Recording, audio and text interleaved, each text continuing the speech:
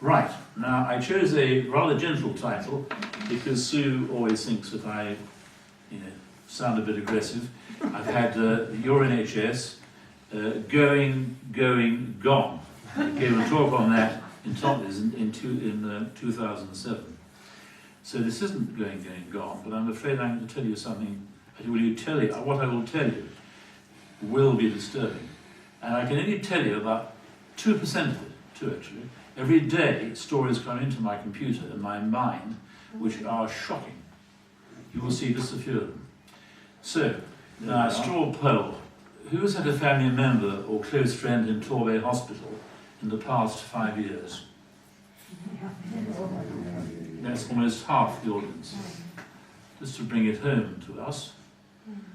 Who has had a family member or close friend in Bobby Tracy or Ashburton Hospital in the past 5 years? 5, 6, 7. So quite a few, actually. Bobby Tracy Hospital is closed at the moment, I think. Is it not? It is. There were no lights when I went past tonight. Ashburton we're fighting for, and also for Bobby. But that's been undercut by the GPs, I'm afraid, as you might know. They said they didn't want it. Really? Without any discussion with anybody. Did you know that? No. No? That's how things are going at the moment. And that's what we'll get. Oh, hang on, let's go back to that. Who has seen a GP, general practitioner, last year? The majority.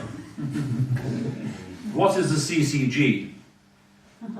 Who can tell me that? Commissioning groups. Clinical. Clinical commissioning. Right, well, Alison, I did tell you this afternoon. I know. And what is TSDH, CNHST? Now, come on, you should know that, actually. Devon Healthcare National Health Service Trust. Wow. Did I? You were at my last talk, weren't you? Sir? My background, briefly, because you need to know my bona fides. I qualified just under 50 years ago at St Mary's, Paddington. And I got my fellowship in 1969, about 11 years after I qualified. And that was fairly standard. I was appointed consultant in orthopaedic and trauma surgery at Torbay Hospital and the Princess Elizabeth Orthopaedic Hospital, where I trained, where I was very fortunate to train.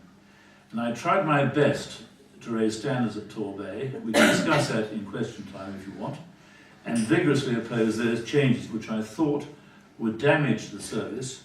For instance, the internal market of Mrs. Thatcher. We'll discuss that later. Now, at the age of 73, it seems I am still fighting. Needs must. I have no political affiliations at all. And why am I still fighting? Why do I care so much?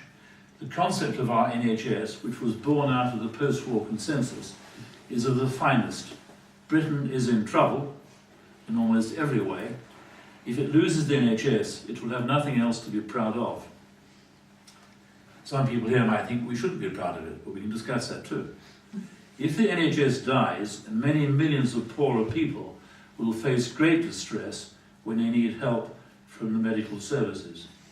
And I've seen that.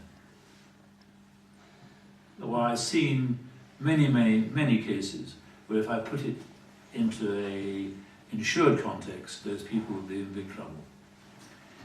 And if we let our NHS die, just added this yesterday, through lack of will and through lying supine in the face of wicked changes, lying supine as the vultures circle overhead to eviscerate us, we betray the vision and sacrifice of the World War II generation. And they did sacrifice a lot.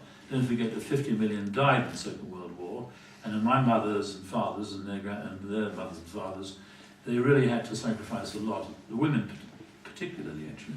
It's keeping things going.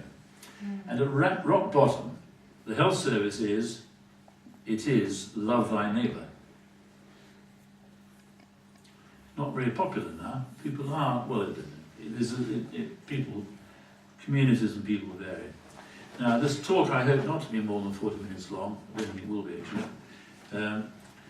Little history. I start off, I'll describe Dr. Snow, who was in a Soho GP or thereabouts, and the father of orthopaedic, Robert Jones.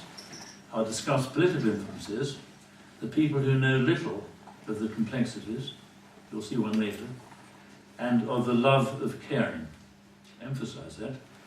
What has been going on, where we have got to now, our NHS is being dismantled, as it is at the moment. Our community hospitals, what threats do they face? And they're great. Just hold it there while they sit down. Yes, of course, yes. Of course, yes. Come and take a seat. There's some seats here, alongside Mr. Parkinson, and another two beside Mrs. Parkinson. Welcome, Mr. Anderson, isn't it? Paddy Kerwin. What? Paddy Kerwin. The Kerwin, I got that wrong. So sorry. This talk is to help you see the wood for the trees. And that's difficult. Getting the perspective and seeing the wood for the trees becomes ever more difficult. And that's part of it. They're bemusing you, beguiling you, most often with vast amounts of words. There was an epidemic of cholera in London as the poor people of the countryside came into the cities. They flooded in. And you see, in 1854, the Dr. John Snow realised it wasn't just some humour, a miasma coming out of the pavements and the drains that was killing people. It was something which was passed one to another. He discussed it with the local council. It must have been different in those days, wasn't it? And they removed the handle of the pump. And that, although the epidemic already was over its peak, that in fact stopped it dead. That's a very important thing. And I put it in because it shows concerted action for the common good, which is one of the features of the NHS. And you can imagine that if people was there then, they wouldn't be seeing cholera. This is the Manchester Ship Canal. It's very interesting history of this, the more you read it. This is that Victorian era where they stopped at nothing. It was vast confidence. And you see they had 20,000 workers. This is an oil painting of the lower end of the works, down towards at the end of where the Mersey meets it. And Robert Jones, I'm not sure how he got into it actually. He was taught by his uncle, who was a bone setter, Hugh Owen Thomas. You like to read those words through. Can you all read them where you are on the television? No, So you can't. I haven't got my glasses. Is that my wife speaking? Yes. Okay, we'll have my dominant voice again. I didn't want to do too much with this. He organised the first comprehensive accident service in the world, dividing the 36-mile site into 3 sections and establishing a hospital and a string of first aid posts in each section. He obviously was reckoning on a fairly high accident rate, but they had simple tools, apart from some steam shovels.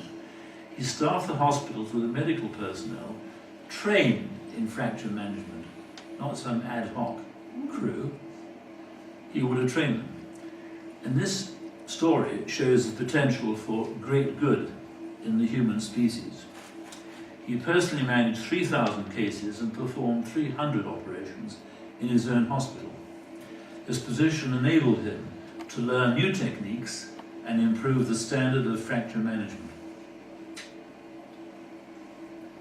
He in fact became involved in the First World War and quickly rose to the ranks because of his nous and his skill, and eventually at the end of the war he was managing 100,000 beds. We need Robert Jones now. You would not believe what's going on. Open the minutes of the Torbay Hospital Board of October. You will find 200 pages. Intelligence, competence, foresight, energy, principle, planner, idealist, systematic care. That's the thing I'm trying to get at. It was systematic. It wasn't off the cuff, ad hoc. And as I say, it was carried into World War I. Florence Nightingale, I did have some more on her, but I want to make sure the thing is fairly compact. But she was another giant who, as you know, did work in the Crimea. She did other work, and in fact she was responsible for district nurses. You don't know that, but that's the case. She instituted it. I think by that time she was bedridden. But as I say, come back flow. This is a very different character. Where's Miss Whittaker? I wish she was here. Margaret Thatcher, Baroness Thatcher, LG. What does that stand for? OM, Order of Merit, is it? Fellow of the Royal Society, another inward-looking, incestuous crowd. Influenced by Frederick von Hayek. His son was a bacteriologist at Torbay with me. And a decent chap. I'm not sure about his father. But at university, I think she read law, didn't she? She was influenced by von Hayek and by these other monetarists, the most prominent of which was Milton Friedman of the Chicago School. He had about 10 acolytes there. And over here they had Professor Alan Waters. You may remember those people who, my age, a rather shrunken, shriveled fellow, used to come on television discussing economic policy, who was close to Thatcher. He's now dead, I think. The Chicago School had a lot to do with the coups in South America and with the torture. And if you think of Allende's Chile, what happened to Allende, and think of about 3,000 people at least being tortured, being brought out of that soccer stadium, and some of them being taken to helicopters, having their bellies open and dropped into the Pacific. That is all implicated in this drive to put capital where there was some attempt at socialism. Now, the big idea was internal market. Actually, it's a sort of wonk idea, because doctors and nurses, generally speaking, cooperate. They phone from casualty and say, "Have you got a bed, Jill, on your ward?" And they say, "Yes, we have. Send him up." 70-year-old with a pain in his tummy. That's how it works, actually. But anyway, this was the idea. It was based on the Kaiser Permanente plan in the USA, and it was the market. So the hospital had dropped its prices, cornered the market, and then when other ones had gone bust, up went the prices. It's just like selling cheap Far Eastern clothing or something like that. But that was where it started, and it's still going actually over there, but in the sort of the well-off communities that are engaged in it. I saw the likelihood of increased management and other costs, and a thin end of the wedge for the destruction of the NHS. I also saw that the useful triangle, happy triangle between the GP, the specialist and the patient would be broken up as it was. I learned from a King's Fund expert that the cost of administering the plan in the USA was not known. So they had it going there, they didn't know how much it was costing to run. Now, without sounding too grand, I was the only one, in fact, that bothered to find that out by going to this debate between a BMA person who came down from London and a fellow from the King's Fund. But it just shows you, it's a very good metaphor of what's happening now, because that was small, that change, but it was a question of finding out and knowing it and then reacting. The Tories, this makes you think, the Tories had flown people in from the powerful Rand Corporation. Look at Rand Corporation. They were instrumental in upping the dose of Agent Orange for the Vietnamese, so they had more deformed babies later. And it was in fact a war think tank. It was set up in 1947. If you wanted to ruin the NHS, ask the Yanks. They don't know what it's like. Although quite a lot of them would like it if you ask the better informed folk there. I estimated the cost of administration would at least be doubled. It was running then at 5 to 6% of budget. At least 1.2 billion was to be added to an annual budget of about 30 billion. Now, if you asked 100 people in the streets what happened with Mrs. Thatcher's internal market, no one would know that they jumped the cost of administration. It wasn't only the cost, it was the effect on the morale of the service. The desk, as I say, that was equivalent, if you want to work it out, to about 1/3 of a million hip replacements. Of course, one wouldn't be doing 1/3 of a million, but just to give you an idea. Posts, paper, and computer screens proliferated. Few knew of these added costs, as I was saying just then. And in fact, I always cite the fellow who was responsible, meant to be, for making sure Torbay Hospital was clean. He was called the Patient's Services Administrator. But when I went down to the factory clinic, along the corridors, I'd found broken down short floor polishers crisp packets and fluff. I'd have to write to him or phone him to come and get it dealt with. His job was to look round and keep an eye on it, and he was paid for that. But under this regime, that's how it went. The internal market for NHS sprang from the dogma of the free market. That is from rabid capitalism. Thatcher was determined to roll back the state.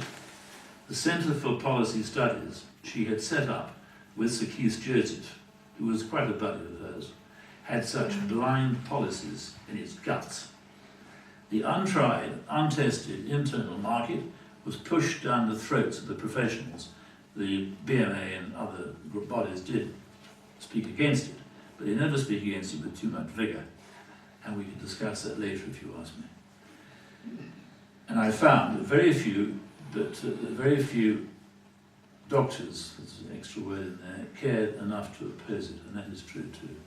I felt really, if I looked behind me, the troops had gone. The motivation was roll back the state. It was belief in capital only. The profit motive was the only driver of individual energy and ingenuity.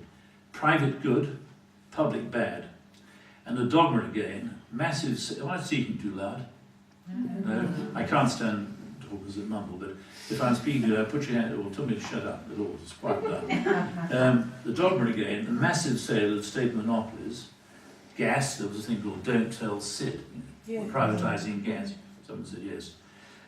Electricity, water, trains, etc. And the family silver, as Halpin called it. So look to the motivation of politicians. What's driving them when they say they're going to do something? Something should matter to us. Now, there's a chap for you. I write a lot about him. He is a paramount psychopath. Now, if you want me to give a talk on the psychopath, I will do. It's a very important matter, because they're very good at getting into power, because they have very silky tongues that are used not only as tongues for speaking, if you know what I mean. And he is really very bad news. New Labour, they have the same neoliberal, that's a wet term, neoliberal. It's in fact, I would call, it's capital with its talons open. It's a silly term, but they use it a lot like neoconservative. It means before they were left, now they're conservative, neoconservative. Spending was much increased and waiting lists were slashed, often against clinical priority, in order to massage waiting list figures. So supposing you had an operation which is often over-operated on, a bunion, I did a lot of foot operations, so I know a lot about feet, but there are a lot that don't need doing, but they're on the list, no doubt. So they got those done to make it look good against clinical priority. They weren't priority cases, you see. What did that happen? As I say, to massage your waiting list figures. There were surgical treatment centres which were built by us, the state. There was one in Plymouth, and he had a sort of funny surgical team, one from Italy, actually trained in Exeter, one from Sweden, one from Poland, that sort of thing. It wasn't a team, and in the first year, the total hip replacement infections were 4%, which is disastrous. If you know anyone who's had an infected joint replacement, you know that it's hell for the patient, unless they're lucky. I can tell you that. But that's what happened, you see. It was unsupervised, they were rushing them through, you see. Not, you know, the standards were not as you would wish if I was running the show. So there was some going through the motions as well, and there was at Torbay, for instance, many hospitals all around the country had a waiting list initiative for arthroscopy, where you put a telescope in the knee. And there were 5 were listed for this special list, waiting list initiative on a Saturday, by visiting assistant without an FRCA, so Greek, and you put people on the list like that.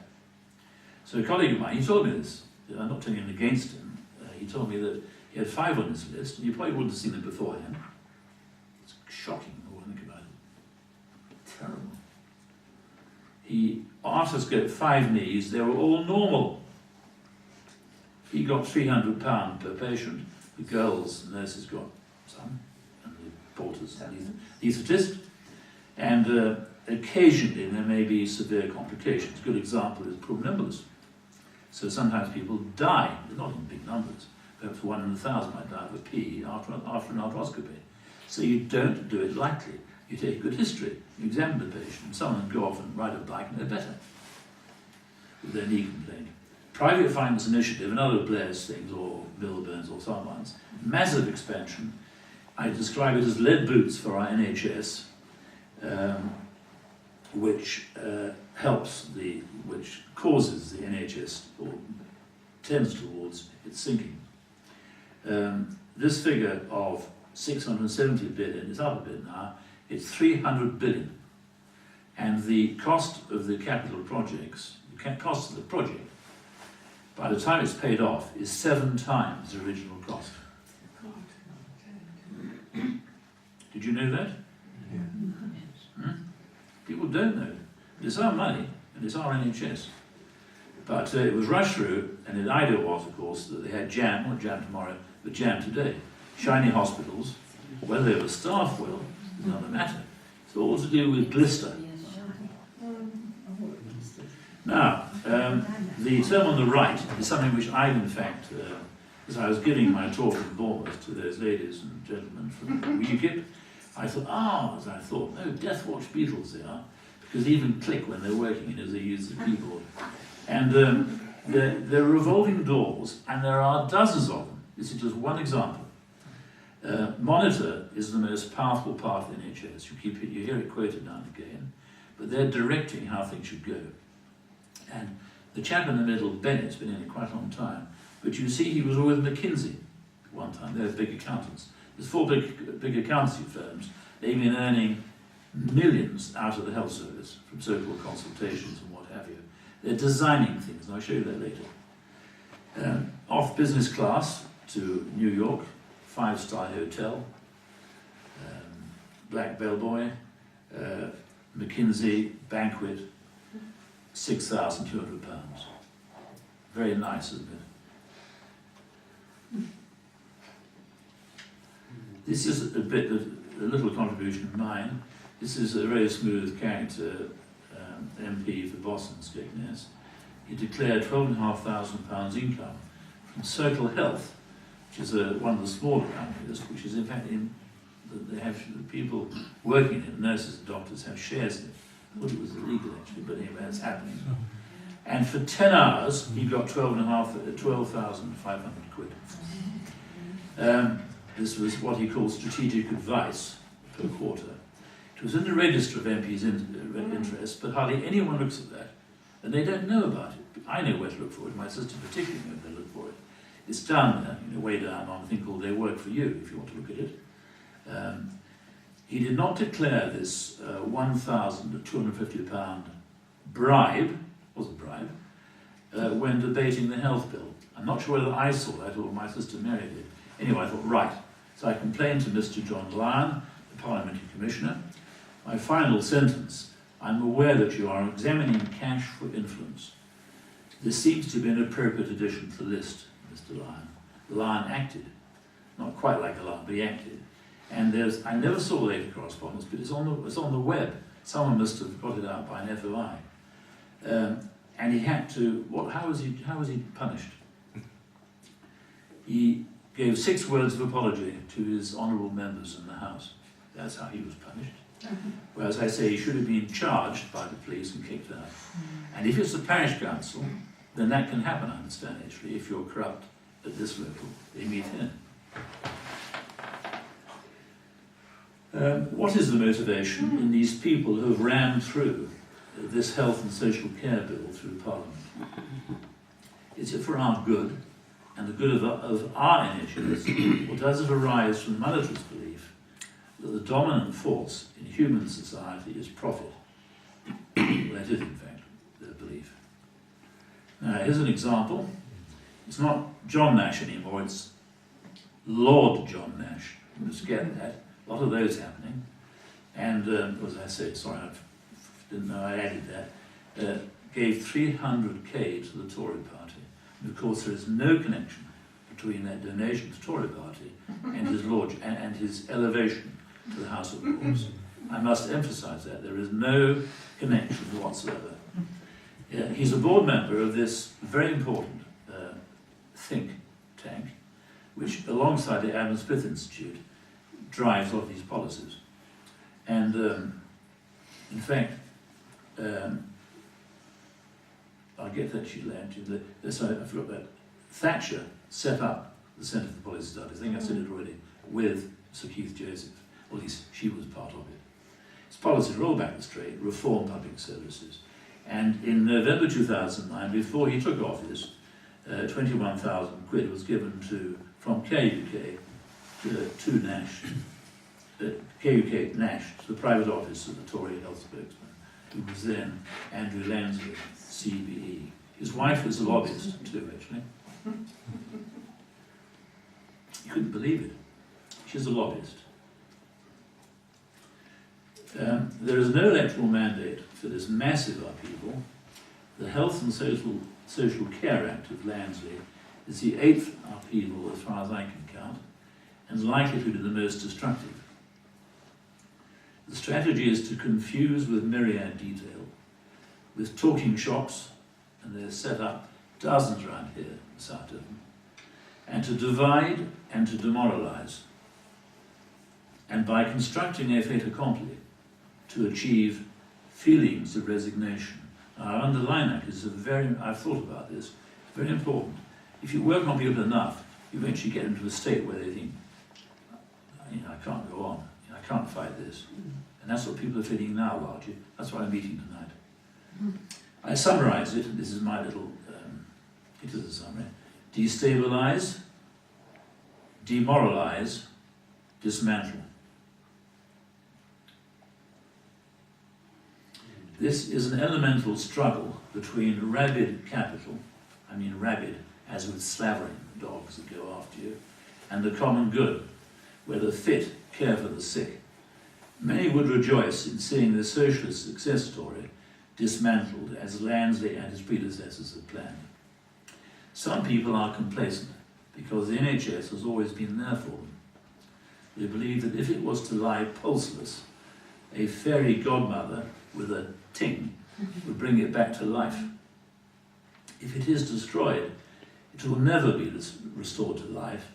Never, never. And that's the most important message of tonight. So people think sort of in a woolly way, well, something might survive.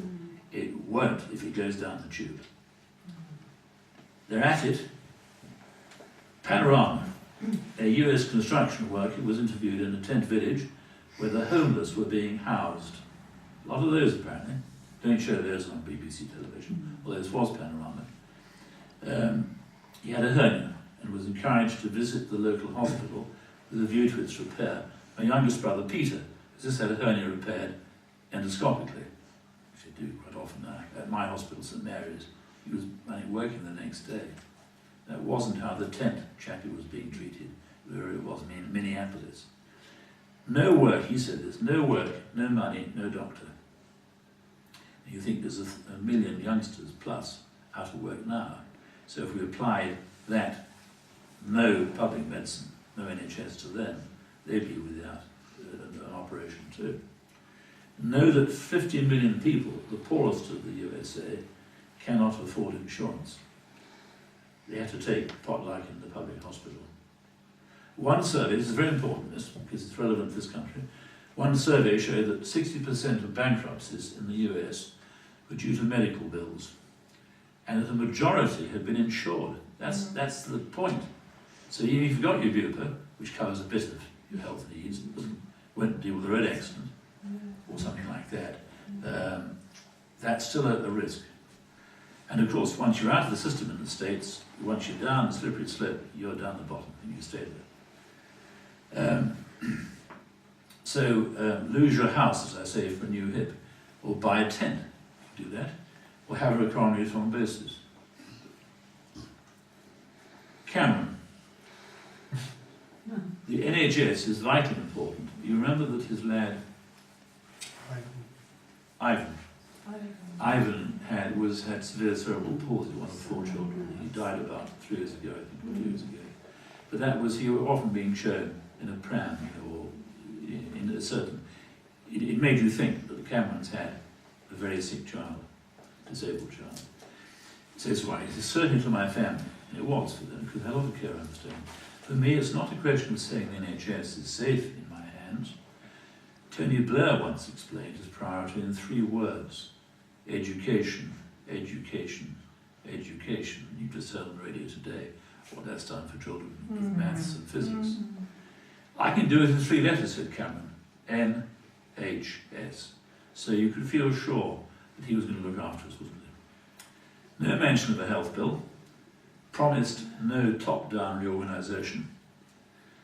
We have quickly had the bill and a reorganisation. Plus, plus, plus.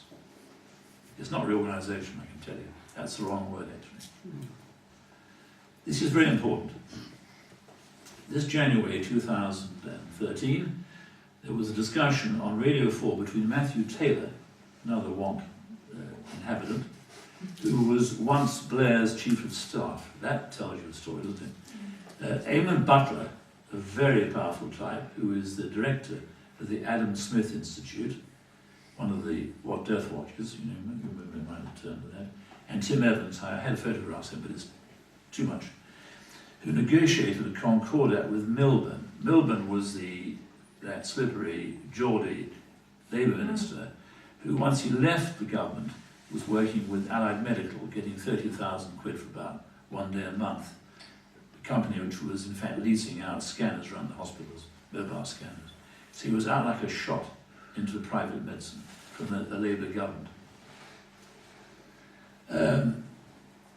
And you look forward to the NHS becoming a kite mark, which I put at the top. You wanted this to be, well, the NHS, of course, that's what the private companies are now using the NHS logo. Did you know that? Special agreement. They have to meet certain conditions. It's to give everyone the illusion that they're going into an NHS facility, when in fact it's Branson or something. Oh, there's the Death Watch beetle. I haven't shown you before, have I?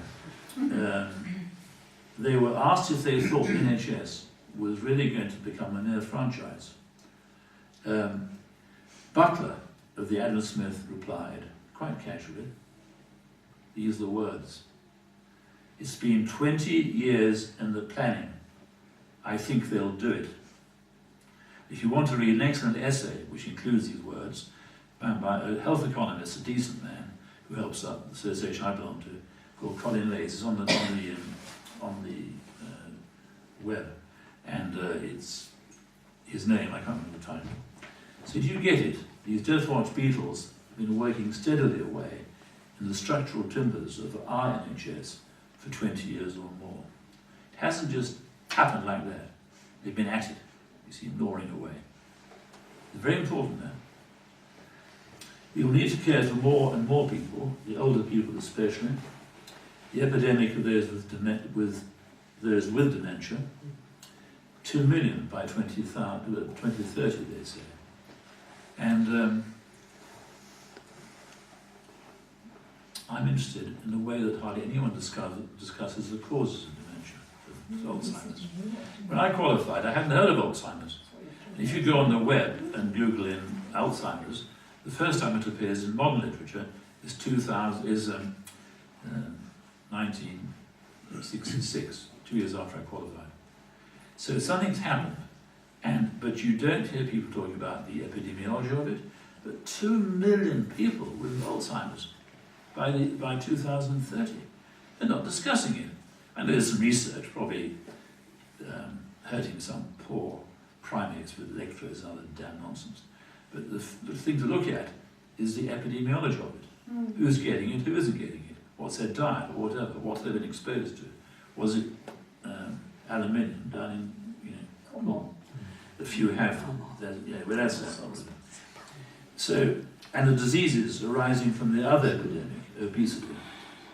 Will the cherry pick, because that's Bupa, Circle Health, Assura, John Branson's outfit, plus others, will they take on all these more complex problems? Very unlikely. Not on your early. They won't touch them with a barge pole. Because they're not measurable. See, if Sue has to take a hip replacement, you can measure it. You know what the costs are. Anesthetic, antibiotics, nursing. It can be done, but they don't know where the hell they are with Alzheimer's or a diabetic with feet that are becoming ischemic, or who are becoming blind from diabetic retinopathy. So there we are. And as I say, even if they were managing it, it would cost us more. People don't get that because they're going to pay for shareholders as well, unless they're super efficient. That's a bit of a slide, isn't it? I'll read that out though. NHS nationally, now. Everything is being thrown up in the air. You've just heard the A&E departments cannot cope, and there are 1,200 plus unfilled vacancies in them. On the radio this morning, I think I heard that they have 25 million visits to A&E each year in this country. I think that was the figure. I can tell you a lot about that. It never used to be as bad as that, or as challenging as that, they would say. Circle Health have taken over the running of Huntington Hospital for 10 years, and others might follow. George Eliot Hospital, which is further up, I forget where now, at Warwickshire. The NHS must make 20 billion savings from between 12 and 2016, and that's been done on the back of a fact packet. How they reached 20 million, you know, it's all nonsense. But HS2 is going ahead, probably with Chinese money or something, actually, like the dangerous power station on the 7. Projected cost of HS2 is now 60 billion, we'll double that, it's gone up twice already. Income tax, top rate, down from 45 to 50, down to 45 from 50%. Offshore tax havens, 50 billion, some people calculate, all over the shop. Bailing out UK banks, that cost us 850 billion, and that was our money. 850 billion, that's 8 times, that's 8 NHS budgets, yearly budgets. Last year the NHS spent 9 billion on care by non-NHS providers. That is 8.2% of the budget. They intend to see that increase greatly. They're at it now. Several things you might want to join or look at on the web if you have a computer is the NHS Support Federation. Another thing is KONP, irritating acronym, which is Keep Our National Health Service Public. They have good bulletins actually. But yes, you notice it became active on April Fool's Day, Mr. Langford's bill. The NHS is losing the contract race. This is what Paul Evans, I communicate with, who runs the federation. Analysis of the contract awards notices appearing on the official European. Hear that? Do you hear that? European websites. They're all European contracts because this is driven by European competition law. There's also some British competition law, I just forget the name of it. But this is a lot to do with legions of lawyers, competition lawyers, sitting around looking at screens and turning out this stuff. I can see Alison wincing. And it showed that 21 awards for clinical services, not cleaning, clinical services, see sample description, were made during the period 1st of April to August of this year. Of these competitive tenders, only 4 were won by the NHS. 4 out of 21. We get on to this again. I'll come back to that in a minute with another slide. The BBC. I'm sure you've noted that most days there are items that are very critical of the NHS on the BBC News, both TV and radio. The gross failings of, say, Serco in their private provision of the out-of-hours GP service in Cornwall are noted but not repeated. Any failings of the NHS, though, are rammed in. The intention is to make it look unsafe and incompetent, worn out, so that you end up saying, the NHS has had its day, we're better off without it. I'm quite sure it's orchestrated. I write to the correspondents who pump it up. One of them is Brimble, always ringing. Stafford referred to frequently by the BBC, but for good reason, but without the central facts. This is an extract from his summary. He made 3 reports, and I can't remember exactly which one this was, He said, if there is one lesson to be learned, I suggest it is that people must always come before numbers. By Jove, that's a radical thought, isn't it? The inquiry found, and I could tell him that in my 40 years of experience in the health service, the inquiry found that a chronic shortage of staff, particularly nursing staff, was largely responsible for the substandard care. But you don't hear the BBC say that. No, never. They put it down, they make it sound like gaps. They're negligent, fat, lazy, cruel. That's how it comes across. Another extract from Francis, but as I say, will the politicians listen, or those down the chain beneath them, who they're obeying? Appalling suffering, he wrote, of many patients. This was primarily caused by a serious failure on the part of the provider, another damn thing, provider trust board. It did not listen sufficiently to its patients and staff. Above all, it failed to tackle an insidious negative culture involving a tolerance for poor standards and a disengagement, I put in abrogation, from managerial and leadership responsibilities. And this is the punchlines.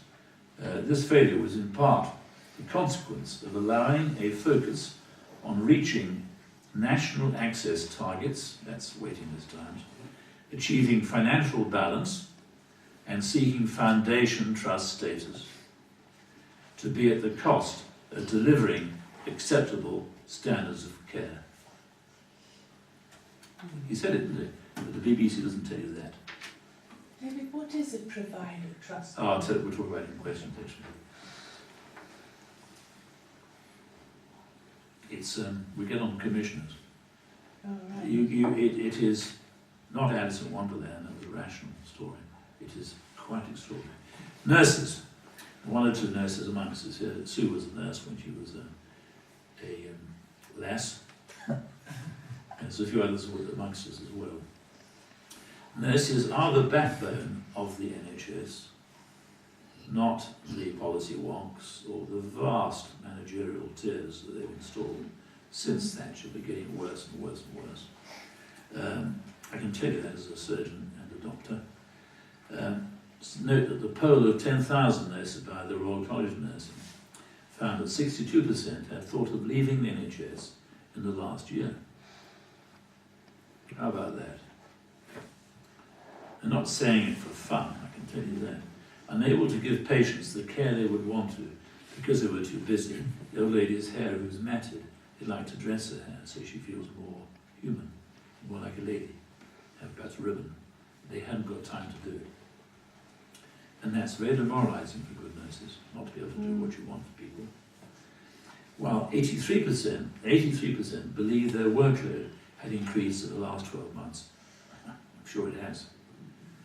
Because the throughput's increasing all the while, you see, and the bean counters want to make sure that the bed is hot all the time. Pay free, this is, I think, I didn't know this until I read it, until I came across it.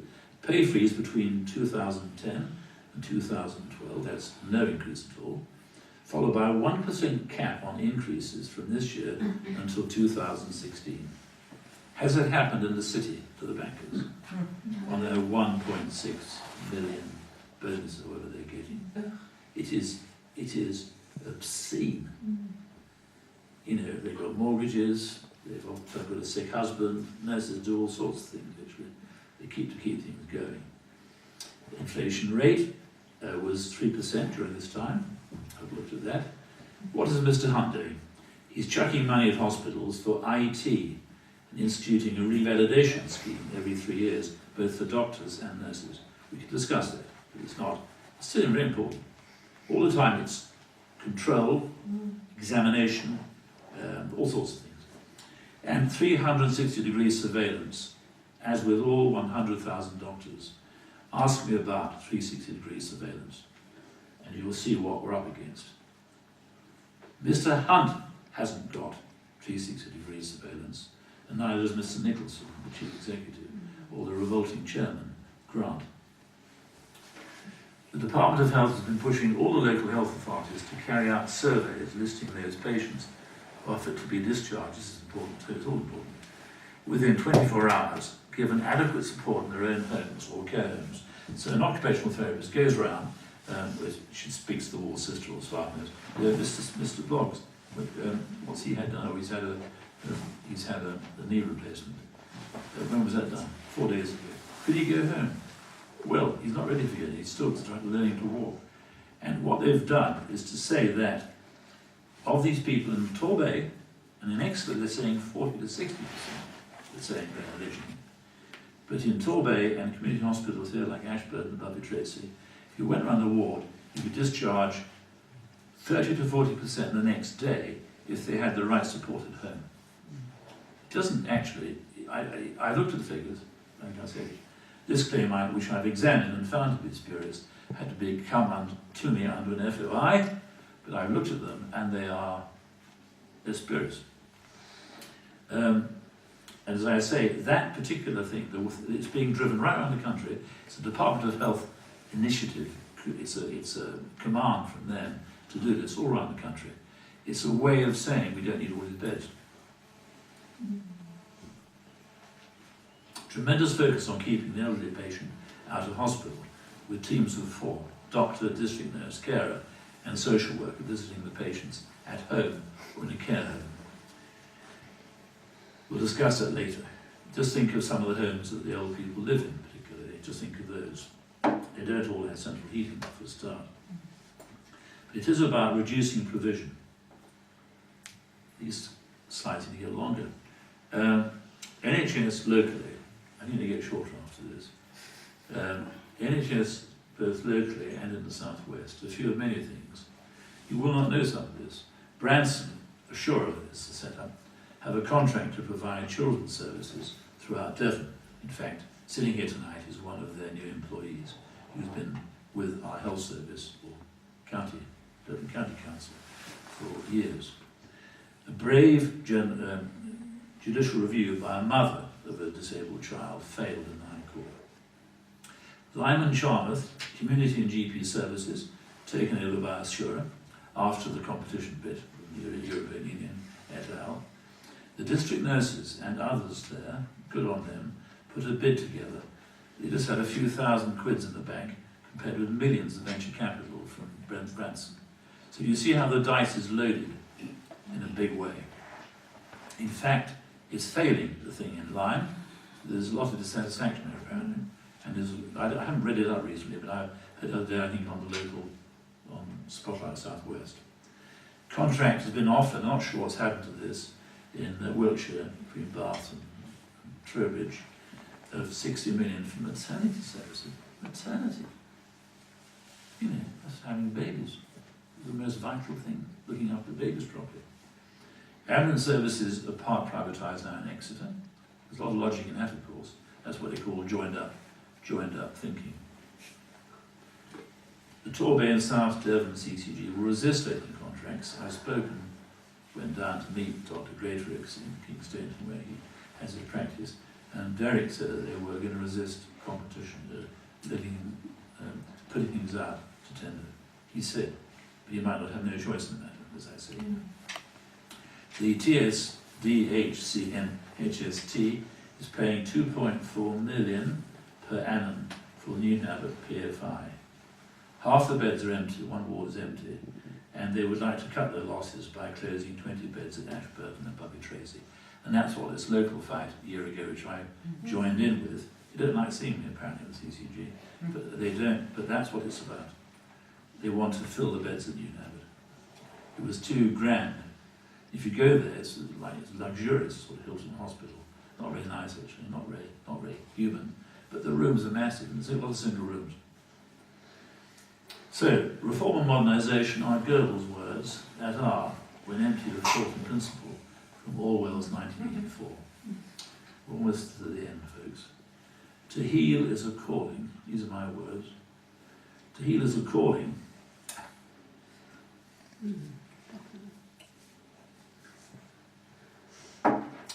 They've conned everybody into a mechanistic.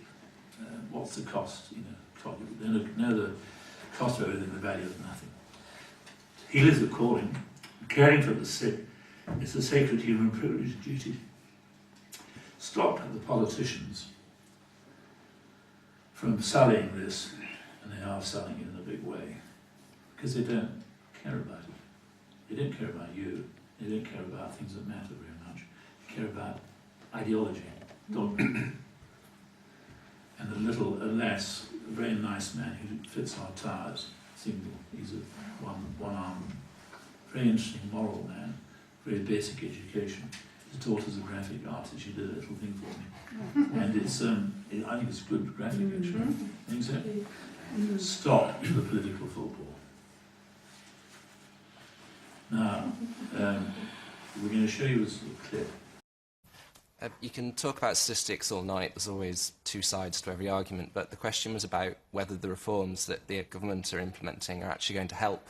And one of the root causes that the Francis report said about Stafford Hospital was that it was because the management there were pushing to meet the government's targets and to try and get foundation status. That was why they were ignoring patients. They were more concerned about meeting their targets and getting foundation status, so they had independence, than they were about the patients. So the question is these reforms going to help? Would we not be better like removing politicians from the NHS, no offence intended, sir, by one step, so that there can't be this constant reorganisation and changes going on, because that's what's causing all the problems at the end. It's management. Well, remove the politicians altogether, very briefly. We've got to go on to the other point. It's also about ensuring that the care is wrapped around the individual. And so that's why the care bill that's currently going through the House of Lords is so important, because it breaks down all these different, if you say politically led or however, institutions, and instead it places them wrapped around so that one person gets the kind of dignity, attention, care and personal attention that they need. And that is the foundation of a bill that we're taking through the House of Lords at the moment. Can I just very briefly say, I think you are absolutely right. The definition of success for a good hospital before was meeting your waiting times targets and being in financial balance.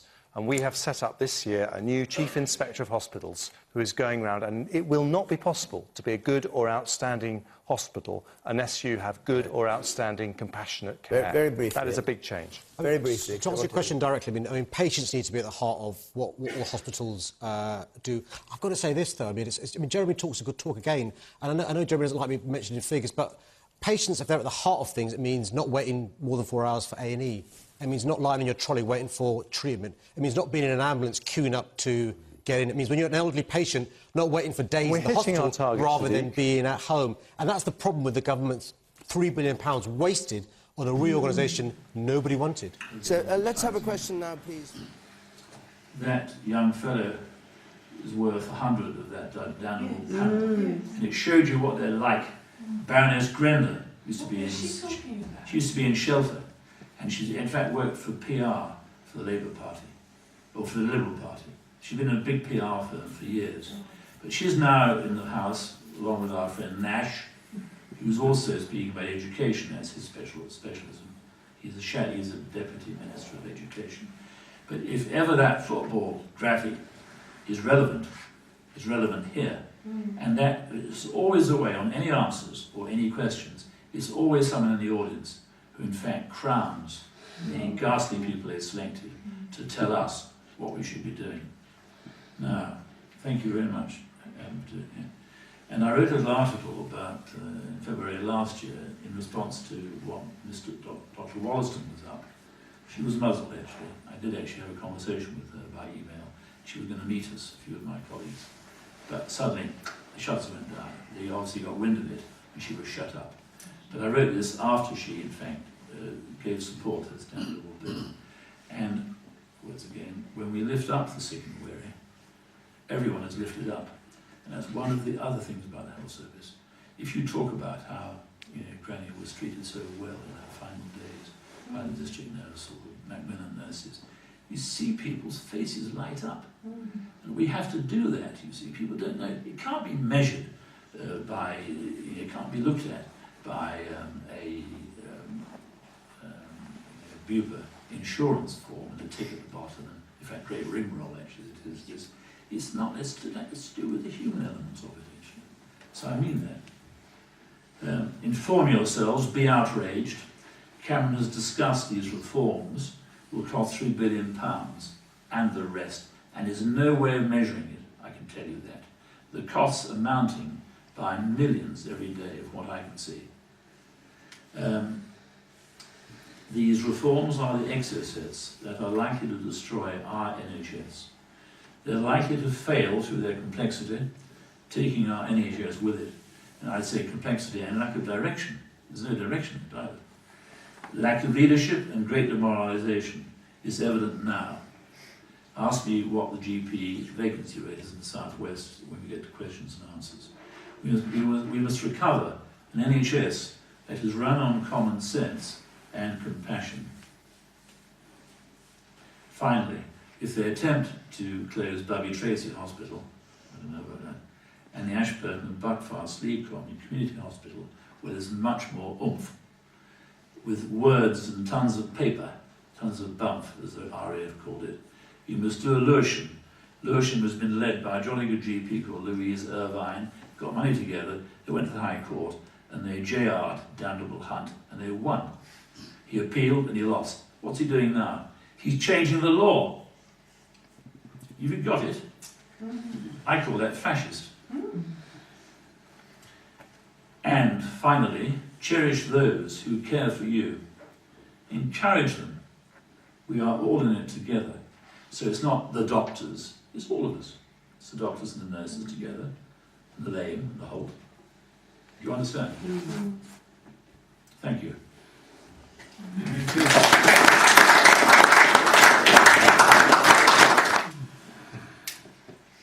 Right, there's no chairman. I'll be chairman. I'll be Mr. Hunt. Any questions? Obviously, it would be nice if people. I've gone on, I know that. But if you make some people want to make an observation, but we'll try and make it concise, and then we can all have a go. All right. So, any questions or observations? Not all of that will be plain to people. So, Mr. Kermit. You said that you wanted to see the NHS taken out of being political football. Yeah. And we have a process, better or worse, in this country and many other countries, whereby we pay taxes, we vote for politicians, and they decide how to spend the taxes. Okay. Are you suggesting that the health service is taken out of that and paid for in some other way? No. What's your no, answer? what the lad said, this is when my heart lifted when I heard him speak, when he started speaking. Because it's exactly what, he's saying exactly what I've said for 20 years. And in fact, one of the directors of the director of the King's Fund has said as well, hasn't repeated it actually there, and that is that we should have a national executive which is chosen, obviously there'll be a political contribution to that, is chosen with great care, and the highest calibre people are chosen for it. That's not tends not to be the case. And it is responsible to the House of Commons and to the Health Committee. A budget is agreed, and about twice a year, that executive reports on what is achieved, what it has failed to achieve, what it could do better, what it could do in the future, and what it might require in the way of, say, increased things. But what would happen in that, and it would be so simple really, that Torbay Hospital and the GPs in the area would get an allocation of money from the Treasury based on some age weighting, perhaps the social weighting as well, and they get on with it, and that's it. But at the moment, it is disastrous, and I've been, as I say, I qualified in '64. It was very simple then. There were no bills chasing around. With Thatcher internal market, they started bidding, hospitals started bidding GPs, and now, it's mostly on the screen no doubt, but you could not imagine a more complex system. The political process will always determine the amount of money going towards... Pardon? The political process... No, they don't. They don't. The thing is, first of all, you know very well, there's been one or two doctors, there's a doctor in the house now, an awful fellow in the Foreign Office, but there was a doctor who I know a little bit, called Dr. Taylor. You remember Kidderminster by-election about 10 years ago? They were trying to kill off the A&E in the Kidderminster Hospital. He stood up, he was a physician actually, and quite elderly now, but he stood up for that as an independent candidate. He won. And he was in the House for 6 or 7 years, and was in fact often asked by the other politicians, but most of them, as you know, are career politicians. They're nothing about the health service. But you're not answering my question, Which is what? the fundamental point. We pay taxes. There's a political system there which we all vote for. I told you what the alternative is. Hang on. Is that instead of I haven't finished sorry. what I'm saying. I could. The political process is the one that we all agree, in effect, because by voting for the system, that is the way that expenditure on taxes is determined. Now, what you appear to be saying, I agree with this point completely, is that you'd like to see the NHS taken out of that process, so it's not a political football. So how is it going to be paid for? Well, it would be paid for by the Treasury, but the House of Commons would have the input. It would still be part of the political process, because the taxation, it's the House of Commons in effect. So what how the House of taxation is spent. So what would be your solution? All I can say actually at the moment is that it's a flawed system in almost every way, and I think the democracy that we talk about is largely illusory. I think we probably need to look at a lot of other societies, other countries. Well, I'm looking at mine actually. I look at others as well. Which have dealt with this issue.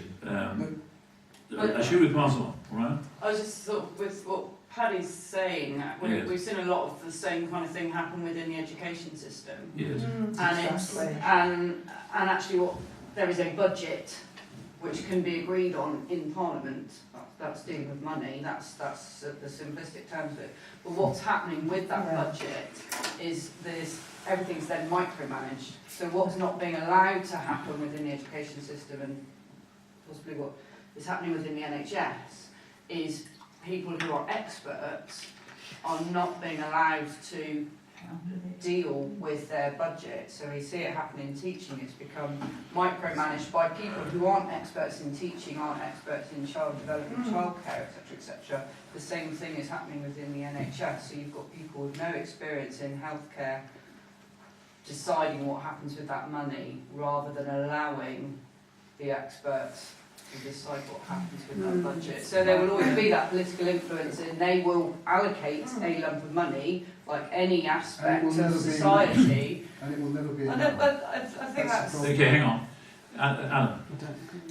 I was just thinking I'm agreeing with Paddy to a certain extent in that basically this country is not wealthy enough to actually support the health service at the moment, and what the government is having to do is to get private finance into the health service to improve the infrastructure. But Alan, the private finance that they're getting, it's not private finance.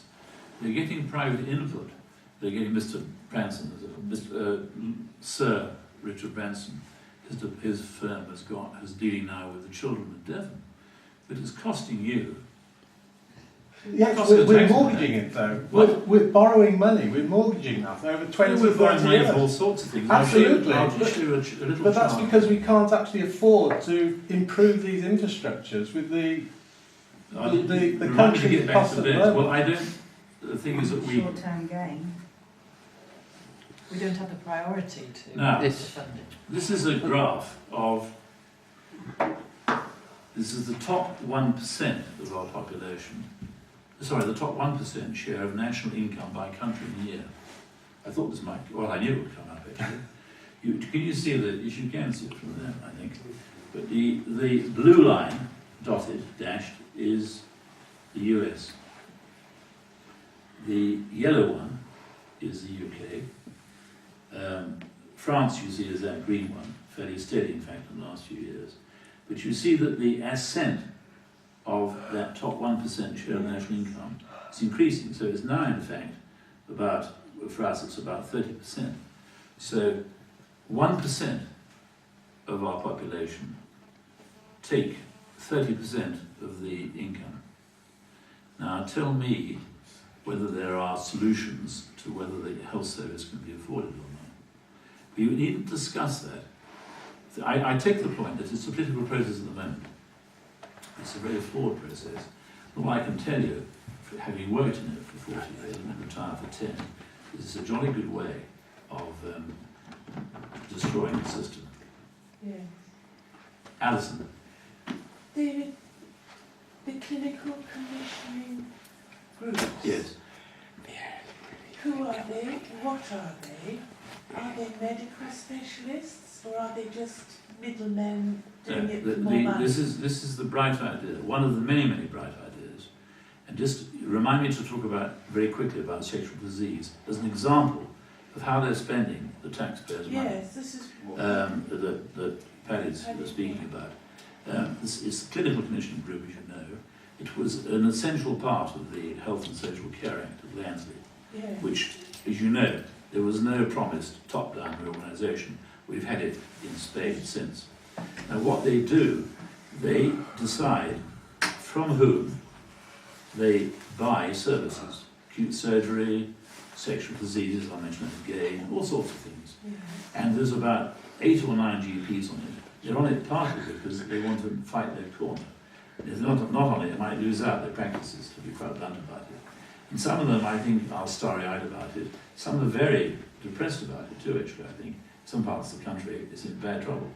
But that's what they're doing. So they buy services, so they'll say, we need hip replacement, a good example. So they go out to Torbay Hospital, they go to my good colleagues up in Exeter, who run a very good unit, and they get a price for hips of a certain age group, perhaps, and maybe some conditions like that. So this might be my own GP, for example, Yes. wandering around finding out what it costs to have a hip. Now, what they're doing, you see, as I forecast, they'll be spending more time in meetings. Yes. That's another thing. So I talk about more BMWs, more mileage allowances. It is actually maniacal. And this idea that things are being charged and competed for was started under Thatcher, but it's accelerated. It got worse under Blair as well. What do they have to do in order to qualify to be a member of the CCG? Well, that's a good question. They weren't elected, I don't think. I think the individual practice elected them, I think. Not quite sure about that. But on the board, there are also non-doctors as well. The finance officer weighs about 20 stone, a man called Tapley. He was quite rigid views about how things should be doled out to the poor population. But it is an extraordinary setup, I can tell you. Go on the website and look up the CCG, and you see lots of flashy pictures, lots of mums and dads candling down the dunes. A lot of that goes on. Yes. You must be spending a fortune in webmasters and in IT people. That's why we can't afford the beds. Exactly. Can't afford the beds. Can't afford the beds. What you do find, let me just give you some example of what's going on.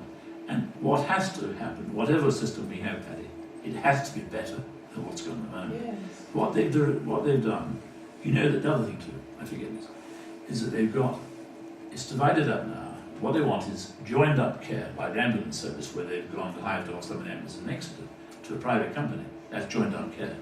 But they've got health care and social care. This is why it's called the Health and Social Care Bill. And they have to work seamlessly together.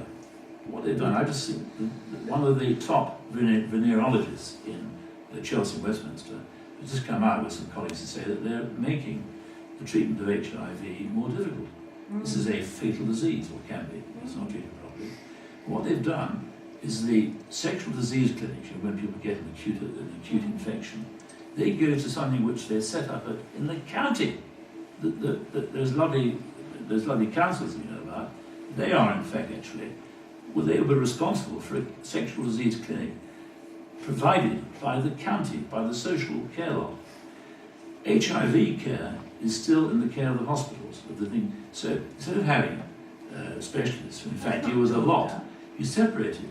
And the other thing too, actually, it's a very important thing, you may not know all this, one of the most important things, I know this because St Mary's had a big special clinic, it was called then, it was a transit population of prostitutes and whatever. What actually happened, what the vital thing was contact tracing, where you find out where they got it from. And that required a team, people who were very skilled in it too. That apparently is falling apart with the new system. It is, so it's very dangerous as well. And the other thing too, actually, is that you see, a good example. That used to be the job of the county medical officer, didn't it? No, it didn't actually. It was always a job of the hospital actually. It was always a job of the hospital in Torbay. You call them GUM clinics now, general urine medicine. It's a euphemism, it's hiding thing.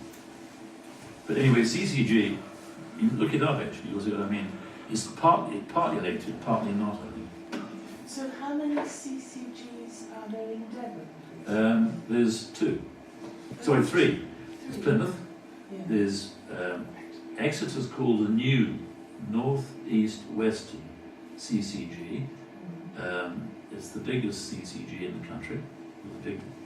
That's the other thing. They all get $1 of the money sent from Paddy's politician account. They agree that they should send. It's probably done on a percentage basis, but they get, I don't know, 3.60 billion, 16 million. Paddy's politician They're not my politicians, they're our No, they are ours, unfortunately. We vote for them. Well, I don't vote for them, I So can they tell you that. decide what money the CCGs get. What? Our politicians decide on what dollars. No, in fact, actually, it's now called, there's three setups. It's Wales, it's Scotland, and it's NHS England. In NHS England, they will have a team looking at the budgets, and they will decide what gets given out to where. Going back to your original question, is new CTG in Exeter. I've been to one meeting out there just to feel the pulse. There's the one here which is called, I think it's Torbay and South Devon CTG, and it's divided up then again into, I think, 3 divisions. Torbay, we're what they call more to see. Did you know that? We're more to see. It's an entirely rural setup which has its own challenges. And it will need special things to be delivered. Do you understand me? Yeah, rigorous. Any other questions, sir? But one graph, Adrian. One graph that I would like to see, I don't know whether it's something you've looked at, is say looking over the last 20 years, the amount of the budget for health or health and social care, however you want to break it down, how that's changed in terms of how much of taxpayers' money goes to private companies through one route or another, and how much goes funneled through the NHS and the social services. So I think that would tell a story. Well, Adrian, and I just to finish off, I think you need to find a new metaphor. I don't think it's a political football anymore.